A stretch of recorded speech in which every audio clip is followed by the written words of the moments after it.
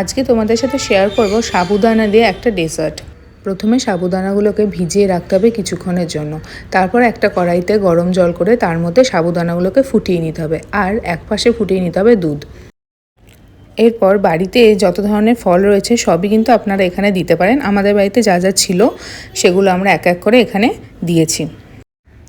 এরপর কড়াইতে সামান্য ঘি অ্যাড করে তার মধ্যে কাজু আর কিশমিশগুলো একবার নেড়ে নিতে হবে। হালকা লাল লাল করে ভেজে নেওয়ার পর সেগুলোকে তুলে নিতে হবে।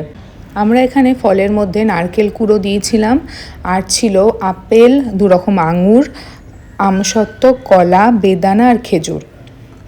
এছাড়াও আমরা নিয়েছিলাম 200 গ্রাম মতন কনডেন্স মিল্ক। সাবুদানাগুলোকে জল থেকে আলাদা করে ছেঁকে নিতে হবে। দুধ আর সাবুদানা দুটোই ভালো করে ঠান্ডা করে নেওয়ার পর মিশিয়ে নিতে হবে।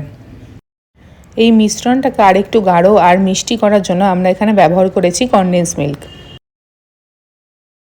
এরপর এই মিশ্রণের মধ্যে আমরা এক এক করে ফলের কুচিগুলোকে অ্যাড করে দিলাম, আর তার সাথে সাথে আমরা এর মধ্যে নারকেল কোড়াও দিয়েছিলাম। এরপর আমরা পুরো মিশ্রণটাকে খুব ভালো করে মিশিয়ে নিলাম।